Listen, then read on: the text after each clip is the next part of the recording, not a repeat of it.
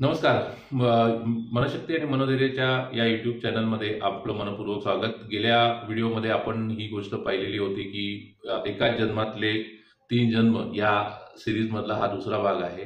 अ, पहिल्या भागामधला जो time span होता त्या टाइम स्पॅनमध्ये खूप डार्क असा लाईफस्टाईल मी बघितल्यानंतर बऱ्याचशा गोष्टी ज्या त्या भागातल्या सांगितलेल्या राहिल्या होत्या त्या गोष्टी महत्त्वाची गोष्ट जी तुम्हाला सांगणं आवश्यक आहे की लहानपणापासूनच मी जे काही माझ्या लाईफमध्ये किऑस बघत आलेलो आहे किंवा ज्या काही गोष्टी बघत आलेलो आहे त्याच्यामुळे माझा स्पिरिच्युअली उन्नती कधीच झालेली नव्हती, आध्यात्मिक उन्नती कधीच झालेली नव्हती की कनेक्ट टू गॉड किंवा या सगळ्या गोष्टी माझ्या बाबतीत कधीच घडलेल्या नव्हत्या. कारण का मी माझ्या आईला नेहमी बघायचो की देवाची पोथी वाचते, स्वामी समर्थांचं नामस्मरण करते किंवा वेगवेगळ्या देवांच्या गोष्टी करते, उपास तपास करते. पण ॲट द सेम पॉईंट मी तिला नेहमी ही गोष्ट म्हणायचो की तुझ्या या सगळ्या करण्याचा उपयोग काय होतोय, की आपण ज्या परिस्थितीतनं जातोय, ज्या परिस्थितीतनं आपण मार्गक्रमण करतोय, त्या मार्गक्रमण करत असताना कुठल्याही प्रकारचा आपल्याला सपोर्ट होत नाहीये, आपल्या नातेवाईकांकडनं सपोर्ट होत नाहीये, तर मग ह्या सगळ्या गोष्टीचा करण्यामध्ये काय पॉईंट आहे? पण आजही ती त्या गोष्टी फॉलो करते. आजही ती देवाचं नामस्मरण, स्वामी समर्थांच्या सगळ्या गोष्टी करणं, या सगळ्या गोष्टी ती करते. आणि ती त्या बिलीफ सिस्टम तिचा तो अजूनही स्ट्रॉंग आहे. माझा तो बिलीफ सिस्टम अजिबात नव्हता. मला अशा कुठल्याही गोष्टींवर भरोसा किंवा अशा कुठल्याही आध्यात्मिक गोष्टीद्वारे मला त्याच्या गोष्टीतून बाहेर पडण्यासाठी मदत होईल असं मला कधीच वाटत नव्हतं.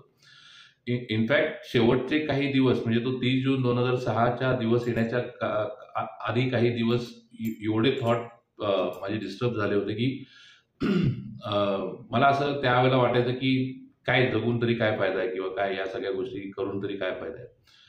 पण साईड बाय साईड मनामध्ये ही गोष्ट वाटत होती की माझ्या जीवनाला जर खरंच कलाटणी मिळाली तर मी त्या संधीचं सोनं करेन, अशा प्रकारचे माझे त्यावेळेला विचार होते. आणि मग ते 30 जून 2006ला ती सगळी प्रक्रिया झाली. त्यानंतर मला त्या दिवशी पुण्यामध्ये आणलं गेलं आणि जसं मी तुम्हाला मागच्या भागात सांगितलं की आय वॉज टोटली अनअवेअर की बाबा मी त्यांना नाव तर सांगितलंय मुक्तांगण व्यसनमुक्ती केंद्रामध्ये मी तिथे होतो म्हणून, पण तिकडे मला एक्सेप्ट करतील की नाही मला माहिती नाही. पण मी जेव्हा त्यांच्या कार्यालयात म्हणजे पुण्यातल्या लोकल पोलीस स्टेशनच्या कार्यालयामध्ये जेव्हा मी तिथे आलो त्यावेळेला मला एक गोष्ट आठवत होती त्या वेळेची की दत्ता श्रीखंडे म्हणून एक काउन्सिलर आहेत ते मुक्तांगणमध्ये, ज्यांच्या लाईफमधला बराचसा काळ माझ्यासारखाच त्यांनी स्पेंड केलेला आहे. त्यांनी त्याचं जीवन खूप चांगल्या पद्धतीने, छान पद्धतीने त्यांनी आपलं आयुष्य पुन्हा बनवलं. सो माझ्याकडे त्यांचा नंबर माझ्याकडे होता. मी त्यांना लोकल PCOवरनं फोन केला आणि मी त्यांना सांगितलं की सर अशा परिस्थितीमध्ये मी सध्या आहे आणि मला त्या परिस्थितीतनं बाहेर पडायचं आहे, मला मार्ग मिळत नाहीये, so please help me out. आणि खूप त्या दिवशी खूप पाऊस पडत होता आणि मी फोन ठेवला. पण मला अपेक्षा अजिबात नव्हती की असं काही घडेल माझ्या बाबतीमध्ये किंवा काय अशा प्रकारची मदत मिळेल किंवा काय मिळेल असं त्यावेळेला त्या क्षणाला तरी वाटलेलं नव्हतं. पण पुढे गेल्यानंतर ते आले. त्यांनी माझी जबाबदारी घेण्याच्या संदर्भातले जे काही कागदपत्र होते त्याच्यावर त्यांनी स्वतः जबाबदारी घेतली आणि ते मला मुक्तांगणला घेऊन गेले. आणि मुक्तांगणला गेल्यानंतर ज्या वेळेला मी मुक्तांगणमध्ये प्रवेश केला त्यावेळेला मला त्यावेळेला मी एकदम भारावून गेलो की म्हणजे मला पुन्हा एकदा जन्माची संधी मिळते ही गोष्ट मला खूप त्यावेळेला भारावून गेलो. आणि मी त्यावेळेला ही गोष्ट सांगितलेली नव्हती माझ्या घरी कोणालाही, म्हणजे माझ्या आईला पण माहीत नव्हती, माझ्या बहिणीलाही माहीत नव्हती, कुणालाही माहीत नव्हती. आणि मी ही गोष्ट ठरवली होती की मी माझं जे काही होईल, माझं पुढे जे काही होईल ते जे होईल ते होईल. भले मी मेलो तरी लावारिस म्हणून मरेन, पण परत त्यांना त्रास द्यायला किंवा त्यांना माझ्या बाबतीतल्या कुठल्या गोष्टी सांगायला मी माझ्याकडनं प्रयत्न करणार नाही. नंबर्स होते, फोन नंबर्स होते, सगळ्या गोष्टी होत्या, पण मी त्या दृष्टीने कधीच प्रयत्न नाही करणार असं मी ठरवलं. पहिला दिवस तिथे राहिल्यानंतर दुसऱ्या दिवशी काही ना काहीतरी जबाबदारी द्यायची. आता हा आलेला आहे तर ह्या 2 वर्षाचा पिरियड होता त्यावेळेला. त्या 2 वर्षाच्या पिरियडसाठी माझी जबाबदारी त्यांनी घेतलेली होती आणि त्या 2 वर्षाच्या पिरियडमध्ये मला काय काय जबाबदाऱ्या द्यायच्या आहेत किंवा काय काय गोष्टी करायच्या आहेत या गोष्टीसाठी सुरुवात प्रत्येकाने थोडीफार प्रमाणामध्ये दत्ता श्रीखंडे सरांनी मला किचनमध्ये घेतलं, किचनमधले कामं करायला सुरुवात केली. सगळ्या गोष्टी हळूहळू सगळ्या रिस्पॉन्सिबिलिटीज घ्यायला सुरुवात केली. तिकडच्या पेशंटची सेवा शुश्रूषा करणं किंवा त्यांच्या कामांमध्ये मदत करणं, भाजी बनवायला मदत करणं, भाजी कापायला मदत करणं किंवा इतर पेशंटचे काही मेडिसिन्स डिस्ट्रीब्यूट करणं वगैरे अशा छोट्या जबाबदाऱ्या मी हळूहळू घ्यायला लागलो. आणि मी ह्या गोष्टी ठरवल्या होत्या की मला कुठलंही काम मिळालं तरी चालेल, पण मी या लोकांना नाराज करणार नाही. कारण त्यांनी मला त्या पर्टिक्युलर गोष्टींमधनं बाहेर काढलेलं आहे आणि त्या गोष्टीसाठी मला माझ्या आयुष्यामध्ये जी गोष्ट करता येईल ती मी त्यांच्यासाठी करेन. आणि मग करता करता हळूहळू पुढे जसे जसे दिवस पुढे जायला लागले तसे तसे माझ्यामध्ये एक वेगळ्या प्रकारचे संस्कार त्यांच्याकडनं व्हायला सुरुवात झाली की हे जग एवढं वाईट नाहीये जेवढं आपण आधी विचार करत होतो, की या जगात चांगलेही लोक आहेत जे आपल्या वेलबिंगसाठी विचार करतात, आपल्याला चांगलं मार्गदर्शन करतात आणि आपल्या चांगल्या जीवनासाठी वेळप्रसंगी त्या घटनाक्रमामध्ये सुद्धा स्वतःचा एक रोल करतात. सो मी त्या अशा लोकांना मी माझ्या डोळ्यांनी बघत होतो की जे ऍक्च्युली माझ्यासाठी स्वप्नवतच होते की बाबा हे अशा प्रकारची लोक असतात की जे अगदी रात्री अपरात्री सुद्धा धावून येतात वगैरे वगैरे. आणि हे सगळं बघताना माझ्यामध्ये ते संस्कार हळूहळू घडायला लागले. आणि संस्कार घडत असताना मला त्या बाबतीमध्ये माणुसकी म्हणजे काय किंवा मानवता धर्म म्हणजे काय किंवा एकमेकांचे प्रॉब्लेम समजून घेणं, त्या प्रॉब्लेममधनं दुसऱ्याला बाहेर काढणं म्हणजे नेमकं काय, किंवा कुठलाही माणूस हे गॉन केस नाहीये किंवा त्या गॉन केसमधनं बाहेर कुठलाही माणूस त्या फेजमधनं बाहेर आल्यानंतर तो स्वतःला चांगल्या प्रकारे बिल्टअप करू शकतो वगैरे वगैरे. हे सगळे लाईव्ह उदाहरणं मी बघत होतो, कारण का माझ्याकडे त्यावेळेला भरपूर वेळ होता आणि मी प्रत्येक सेशनमध्ये जाऊन बसायचो, प्रत्येक लेक्चरमध्ये जाऊन बसायचो आणि प्रत्येक लेक्चरमधल्या छोट्या गोष्टी मार्क करायचो. मी लिहून नाही घ्यायचो, पण मेंटली मी त्याच्या नोट्स घेत चाललेलो होतो. आणि हे सगळं करताना मुक्ता पुणतांबेकर मॅडम ज्या नेहमी माझ्यासाठी हितचिंतकच राहिलेले आहेत, त्यांनी मला नेहमी प्रत्येक वेळेला योग्य तेच मार्गदर्शन केलेले. प्रसाद ढवळे सर, त्यांनी सुद्धा मला वेळच्या वेळेला नेहमी मार्गदर्शन केलेलं आहे की तू किती काही डिस्टर्बन्स झाला तरी सुद्धा तू आत्ता जो ट्रॅक धरलेला आहे तो ट्रॅक तू सोडू नकोस. म्हणजे तुला कितीही संकट आली तरी सुद्धा आता परत फिरणं नाहीये एवढं फक्त डोक्यात ठेव. So me I was totally ready for it की बाबा नाही आता परत मागे फिरायचं नाही. मग दिवसापरी दिवस पुढे जायला लागले. मग तिकडच्या सगळ्या जबाबदाऱ्यांमध्ये एक नवीन जबाबदारी मला मुक्ता मॅडमने दिली की तिकडे RRTC म्हणजे रिजनल रिसोर्स ट्रेनिंग सेंटर नावाचं त्यांची एक ब्रँच होती, ज्या ब्रँचमध्ये 5 राज्यातल्या ज्या काही अशा संस्था आहेत ज्या व्यसनमुक्तीसाठी काम करतात त्या लोकांच्या काउन्सिलर्सना ट्रेनिंग द्यायचं ते काम करायचं. सो मी पहिले फक्त पेशंट्सचे चालणारे लेक्चर्स या सगळ्या गोष्टी ऐकत होतो, पेशंटना दिलं जाणारं मार्गदर्शन काय होतं ते ऐकत होतो. आता मला असं वाटायला लागलं इन द सेन्स त्यात तसंच होतं की मी आता अपग्रेडेड व्हर्जनमध्ये चाललेलो आहे की आता ॲज अ काउन्सिलर म्हणून कसं आपण लोकांना ट्रेन करायचंय, अशा लोकांकडनं मला आता लेक्चर्स ऐकायचे, अशा लोकांकडनं मला आता माहिती घ्यायची.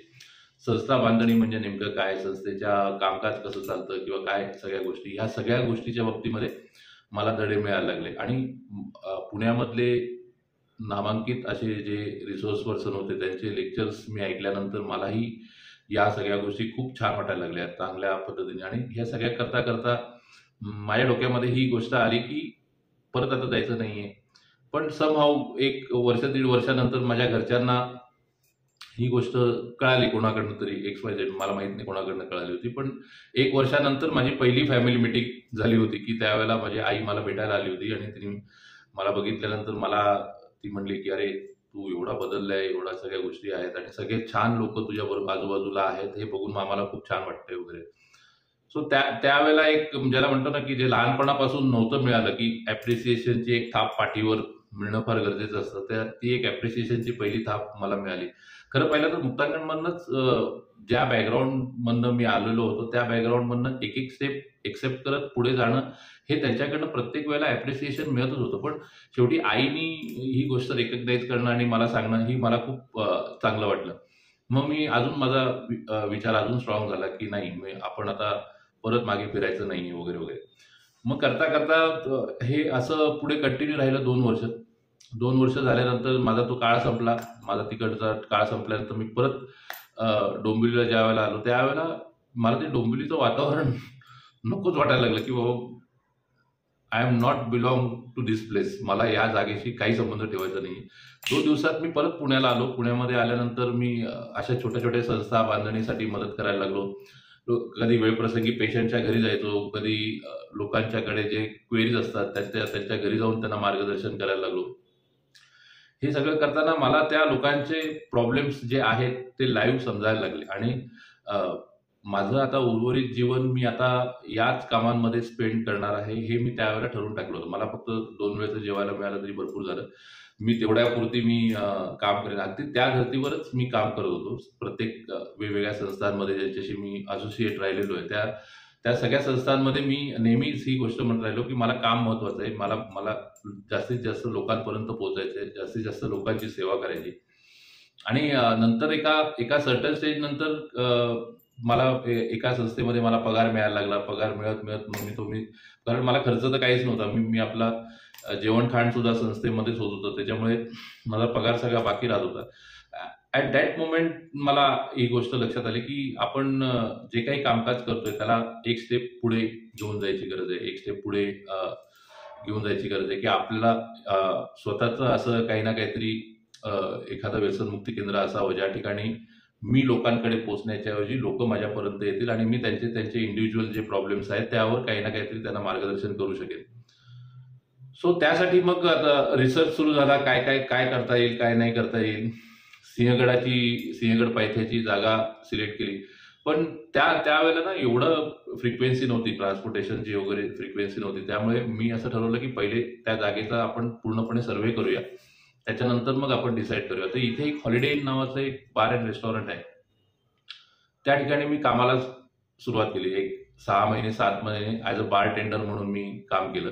आणि बार टेंडर म्हणून काम करत असताना त्यावेळेला जे लोक यायचे किंवा ज्या काही गोष्टी बघायच्या त्यावेळेला मी रिलेट करायचो की ते लोक एक्झॅक्टली त्याच गोष्टी करतायत ज्या मी इतिहासात करत होतो, त्याच चुका करतायत जे मी इतिहासात करत होतो. पण मी त्यांना आता काही बोलू शकत नाही because right now they are in त्या पर्टिक्युलर नशेमध्ये आहेत. त्याच्यामुळे पण हे सगळं बघत असताना माझा साईड बाय साईड सर्वे चालू होता की कशा प्रकारे ट्रान्सपोर्टेशन आहे, बसची फ्रिक्वेन्सी काय आहे, कुठली जागा सुटेबल राहील वगैरे वगैरे या सगळ्या गोष्टी. मग एक दिवस असा आला की सिंहगडच्या पायथ्याशी एक जागा मी त्याचं डिपॉझिट वगैरे देऊन त्या सगळ्या कामाला रजिस्ट्रेशनला वगैरे या सगळ्या गोष्टीला सुरुवात केली. आणि स्टेप बाय स्टेप हळूहळू पहिले 3 पेशंट, मग 4 पेशंट, मग हळूहळू 5 पेशंट. पण मी आलेले पैसे हे त्याच गोष्टींमध्ये पुन्हा रिइन्व्हेस्ट करायचो. कारण का मला काही वेगळा असा खर्च नव्हता. कारण मला असं काही कधीच या बाबतीमध्ये विषय नव्हता की मला सेव्हिंग करायची आणि ते पैसे ठेवून मला पुढे कुठेतरी स्वतःचं काहीतरी स्वतंत्र व्यक्तिमत्व असं दाखवायचं आहे वगैरे असं कधीच माझ्या बाबतीत नव्हतं. त्यामुळे ते आलेले पैसे मी परत त्याच पेशंटच्या सेवेसाठी, त्याच पेशंटच्या बेटरमेंटसाठी, त्याच पेशंटसाठी लागणाऱ्या ज्या सोयीसुविधा आहेत, टीव्ही असेल, काही फ्रीज असेल किंवा किचनच्या काही सामग्री असेल, या सगळ्या गोष्टींमध्ये मी हळूहळू करत गेलो. आणि मग ते हळूहळू त्या सगळ्या गोष्टी वाढत गेल्या.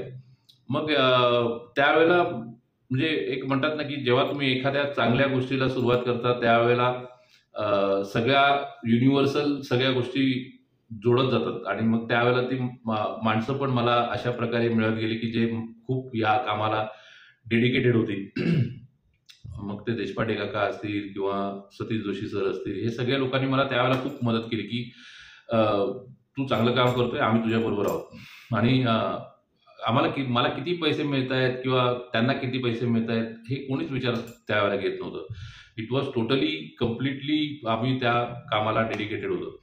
आणि मग एक घटना अशी घडली की त्यावेळेला आमच्याकडे जे व्हिजिटर यायचे त्या व्हिजिटरनी आमचं काम खूप त्यांना आवडलं की बाबा, म्हणजे माझी संस्था चालू होऊन साधारणपणे 2-1 वर्ष झाले असतील. त्या 2-1 वर्षाच्या काळामध्ये त्यांनी आमच्या संस्थेमध्ये जे काही पब्लिक रीचच्या संदर्भात किंवा सोशल मीडियावर किंवा जे काही आम्ही काम करायचो ते खूप त्यांना आवडलं होतं. तर त्यांनी आपले रमेश गरवारे सर जे खूप मोठे इंडस्ट्रियलिस्ट होते तेव्हा, तर त्यांनी मला भेटण्याची इच्छा सांगितली की मला त्याला भेटायचं.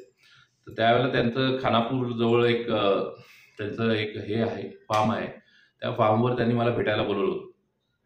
तर मी तिथे गेलो होतो. तिथे गेल्यानंतर मला त्यांनी म्हणजे त्यावेळेला फोन केला की मी निघालोय, मी येतोय म्हणून. सो मी त्या फार्मच्या गेटच्या जवळ असणाऱ्या वेटिंग रूममध्ये मी बसलेलो होतो आणि मी गेटकडे बघत बसलो होतो की आता सर येतील, मग त्यांच्याशी बोलता येईल, आता सर येईल. कारण की एवढा मोठा माणूस मला भेटण्यासाठी येतोय किंवा मी त्यांची आणि माझी भेट होणार आहे, ही माझ्यासाठी खूप मोठी गोष्ट होती. त्यामुळे मी खूप त्या एक्साइटेड होतो त्या पर्टिक्युलर गोष्टीमध्ये. तर तेवढ्यात त्यांच्या फार्ममधल्या जे कर्मचारी होते त्यांची खूप अशी धावपळ सुरू झाली, साहेब आले, साहेब आले, साहेब. मी म्हटलं गाडी तर मला काही दिसत नाही की बाबा साहेब कुठले आलेत किंवा गाडी आलेली काय असं मला दिसत नाही. त्यातल्या एका माणसाला मी थांबवून विचारलं की बाबा साहेब कुठे आहेत, तिथे गाडी तर कुठली नाही. म्हणजे साहेब हेलिकॉप्टरने येत आहेत.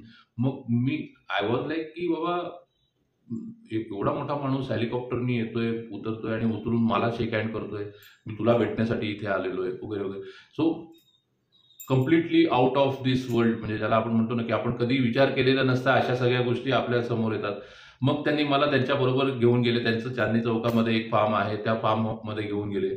त्या फार्ममध्ये त्यांनी त्या काळी इलेक्ट्रिकची गाडी ज्यावेळेला इतर भारतामध्ये आलेली पण नव्हती, त्यावेळेला त्यांनी त्यांच्या फार्ममध्ये फिरण्यासाठी इलेक्ट्रिक गाडी घेऊन आले होते. त्यांनी माझं सगळं कामकाज वगैरे विचारता विचारता मला त्यांनी त्यांचं फार्म वगैरे सगळं फिरवलं. आणि तो तो दिवस माझ्यासाठी खूप अविस्मरणीय होता की जर तुम्ही चांगलं काम करत असाल तर चांगल्या लोकांकडनं तुम्हाला ॲप्रिसिएशन सुद्धा मिळतं. आणि अजून म्हणजे त्या कामाला आपल्याला अजून चांगल्या पद्धतीची जी प्रेरणा जी आपल्याला हवी असते ती प्रेरणा मिळत जाते. मग आम्ही आमचं काम अजून जबरदस्त स्पीडनी सुरुवात केली. पण त्यांचं त्यावेळेला गरवारे सरांचं म्हणणं असं होतं की त्यांना या फील्डमध्ये काहीतरी करण्याची इच्छा आहे. पण दुर्दैवाने पुढच्या 3 महिन्यातच त्यांचं हृदयविकाराने झटक्याने त्यांचं निधन झालं. पण अदरवाईज त्यांनी सुद्धा या कामामध्ये रुची दाखवली होती की बाबा तुम्ही चांगलं काम करताय आणि चांगल्या परिस्थितीमध्ये. So never mind. पण तरीसुद्धा आम्ही आमचं काम पुढे चालू ठेवलं. पुढे चालू ठेवल्यानंतर मग लोक जे पहिले फक्त 4-5च लोक असायची सेंटरमध्ये, ती हळूहळू सेंटरची लोक वाढायला लागली, कर्मचारी वाढायला लागले. गावातल्याच महिलांना आम्ही किचनच्या स्वयंपाकासाठी कामाला ठेवलं. त्यांना सुद्धा रोजगार मिळायला लागला.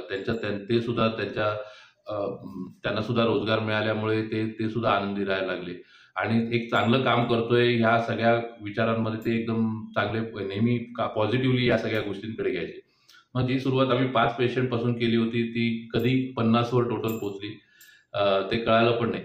आणि मग हे करताना मग वेगवेगळ्या कंपनीजमध्ये जाणं, अल्ट्राटेक सिमेंटच्या कंपनीमध्ये जाणं, अशोक लेलँडच्या कंपनीमध्ये जाणं, कोका कोलाच्या कंपनीमध्ये जाणं आणि तिकडे जाऊन जनजागृतीचे कार्यक्रम करणं, पथनाट्य करणं आणि हे सगळ्या गोष्टी करण्यासाठी आम्हाला जी काही टीम मुक्तांगणकडनं बाहेर पडल्यानंतर जी काही टीम मला मिळाली होती त्या टीमच्या सहकार्याने प्रत्येक वेळेला आपलं काम नेहमी प्रत्येक वेळेला वाढतच गेलं. जसं जसं काम वाढत गेलं तसं तसं संस्थेच्या कामासाठी लागणारे व्हेकल्स जे काही आम्हाला कार वगैरे लागत होते तर ते एक रिटायर करणार होते. तर त्यांनी मला सांगितलं होतं की माझी एक गाडी आहे, ती गाडी मला ॲक्च्युली विकायची आहे, पण तुमच्या संस्थेच्या कामानुसार तुम्ही दर महिना 10,000 रुपये मला 1,00,000 रुपये होईपर्यंत द्या, ती गाडी तुमची. मग अशा प्रकारच्या समोरून ऑफर आल्यानंतर मग सेंटरचं काम अजून चाकं लागली सेंटरच्या कामाला. 4 चाकी आली आणि हे सगळं काम करत करत पुढे गेल्यानंतर वाढत गेलं. वाढता वाढता मग एक परिस्थिती अशी आली की त्यावेळेला आम्हाला ती जागा अपुरी पडायला लागली. अपुरी पडायला लागल्यानंतर मग मी अजून दुसरी एक जागा जी भाड्याने घ्यायची होती ती भाड्याने जागा घेतली आणि त्याच्यामध्ये आम्ही हळूहळू कामकाज चालू केलं. सो अल्टिमेटली झालं असं ना की तो जो प्रवास आहे त्या प्रवासामध्ये मी कम्प्लिटली प्रत्येक माणसाच्या बाबतीमध्ये, प्रत्येक लोकांच्या बाबतीमध्ये जे काही एक्सपिरियन्स करत होतो त्यांच्याकडनं प्रत्येक वेळेला आशीर्वादच मिळत होते. कारण का कित्येक लोक म्हणजे कधी रक्षाबंधनाचा सोहळा असेल त्यावेळेला आम्ही सगळ्या पेशंटच्या बहिणींना बोलवायचे होते, राखी बांधायचे आणि ते राखी बांधत असताना त्या बहिणीच्या डोळ्यातनं पाणी येताना बघायचो की मग त्यांच्याशी बोलताना त्या नेहमी सांगायच्या की आमचा हरवलेला भाऊ आम्हाला परत मिळाला. कित्येक आई वडील आपल्या मुलांच्या बाबतीत सांगायचे की आम्ही तर हा जगेल की मरेल आशाच सोडलेली होती, पण आज तुमच्याकडे आलाय तर तो खूप चांगल्या पद्धतीने तब्येत तो जेवतोय ही गोष्ट सुद्धा आम्हाला खूप छान वाटते की घरामध्ये असताना दारू पिण्याच्या काळामध्ये त्याने महिनाभर तो जेवलेला नाही आणि आता तो जेवतोय हे आम्ही आमच्या डोळ्यांनी जेव्हा बघतोय त्यावेळेला आम्हाला खूप छान वाटतंय. सो इट इज म्हणजे जे काही मला मिळत होतं ते खूप चांगलं मिळत होतं, चांगल्या रिप्लायज मिळत होते, लोकांचं ॲप्रिसिएशन मिळत होतं. सो मुक्तांगणमध्ये असताना ना एक प्रार्थना होती फक्त आजचा दिवस नावाची. ती प्रार्थना पहिले सुरुवातीला ॲज अ पेशंट म्हणून मी ऐकत होतो, मग नंतर मग ॲज अ त्यांच्या टीमचा सदस्य असल्यामुळे मी ती प्रार्थना त्यांच्याकडनं म्हणून घ्यायला लागलो. तर त्याच्यामध्ये एक वाक्य होतं की जसं मी जगाला देईन तसंच जग मला देईल यावर माझा विश्वास असेल. आणि ते वाक्य इतकं मनावर कोरलं गेलं ना, की मी प्रत्येक वेळेला माझ्याकडनं बेस्ट, माझ्याकडनं चांगलं लोकांना काय देता येईल, लोकांना चांगल्या पद्धतीने कशाप्रकारे हँडल करता येईल, प्रत्येकाच्या चेहऱ्यावर मला बघितल्यानंतर स्माईल आलं पाहिजे, एवढं मला असं वाटायचं, की बाबा नाही, मला बघितल्यानंतर कोणाच्या कपाळावर आठ्या नाही आले पाहिजे. सो मी त्या पद्धतीने स्वतःचं व्यक्तिमत्व घडवत गेलो आणि ते त्या पद्धतीने घडत गेलं. लोकांकडनं खूप ट्रिमेंडस असा प्रतिसाद लोकांकडनं मिळाला, ज्यासाठी मी खरंच थँकफुल आहे, की बाबा लोकांनी खूप अप्रिशिएट केलं त्यावेळेला. नाहीतर काय होतं ना, की एक कुठल्यातरी दुसऱ्या शहरामधनं आलेला माणूस आहे, काहीतरी नव्याने सुरू करतो आहे आणि मग ते कॉम्पिटिशन आणि ह्या सगळ्या गोष्टींमध्ये मग एकमेकांचे पाय खेचणं, असं माझ्या बाबतीत कधीच नाही झालं.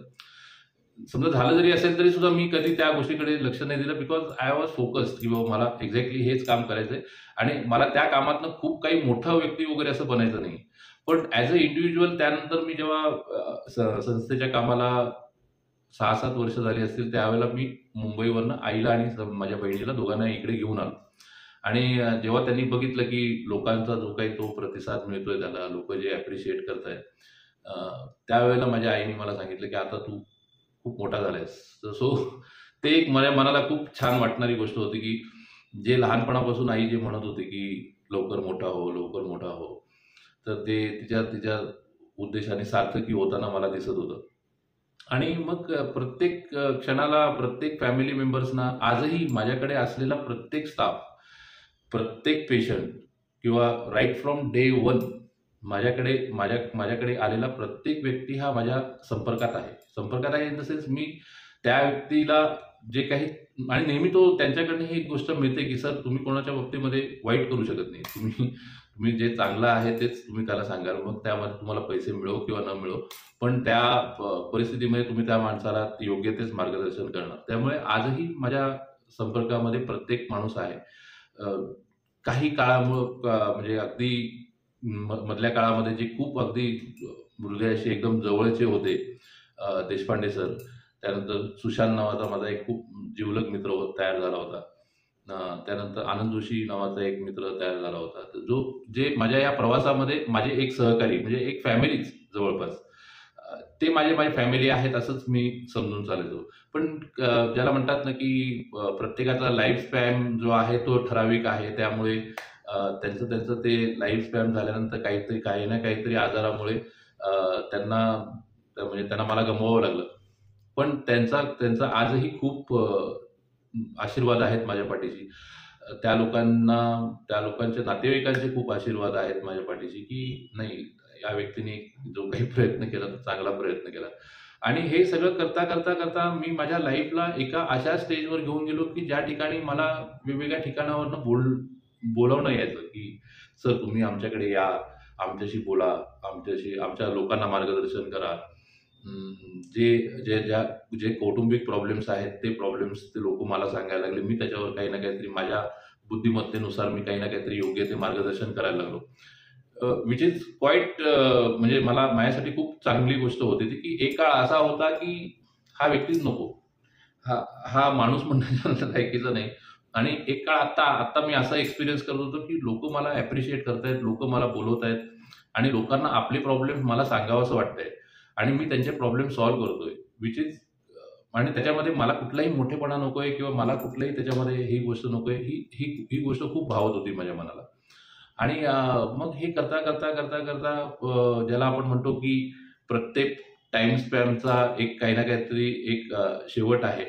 त्या त्या शेवटाकडे हळू का होईना पण जायला लागलो होतो. मला हे माहीत नव्हतं, की ही सगळी लोकं जी माझ्याबरोबर ॲज अ फॅमिली म्हणून जे माझ्याशी जोडलेले आहेत, ते एक ना एक दिवस आपापल्या जीवनामध्ये किंवा अ, देवाघरी जाणार आहेत आणि मला हा प्रवास अखंडपणे चालूच ठेवावा लागणार आहे. ही ही सगळी कल्पना मी कधीच केलेली नव्हती. मला मला ते लोकं खूप हवेहवेसे होते. त्याच्यामुळे प्रत्येक वेळेला आजही त्यांना मी मिस करतो, की ते लोकं आज जर असते, तर मी माझ्या आयुष्यातल्या काही गोष्टी ज्या आहेत, त्या मी त्यांच्याशी शेअर करू शकलो असतो. पण एनिवे, पण नंतर का अशी एक वेळ आली, की त्यावेळेला हा टाईम स्पॅन संपणार होता आणि नवीन जन्माची वेळ येणार होती. सो कोरोनाचा काळ आला. कोरोनाच्या काळामध्ये आय वॉज लाईक की नाही, किती झालं तरी माणुसकी सोडायची नाही. म्हणून जे काही गणितं माझी सेंटरची तयार झालेली होती, की दर महिन्याला 5 लाख रुपये आपल्याला उभे करायचे आहेत, कारण का आपल्याला हे सेंटरचा गाडा चालवायचा आहे, लोकांची घरं चालवायची आहेत, वेळच्या वेळेला रेंट्स द्यायचे आहेत आणि या सगळ्या गोष्टी आपल्याला करायच्या आहेत. सो त्यावेळेला परिस्थिती अशी तयार झाली की पेशंटचा आकडा एकदम खाली जायला लागला आणि फायनान्शियल बर्डन्स जे आहेत ते खूप जास्त प्रमाणात वाढायला लागले.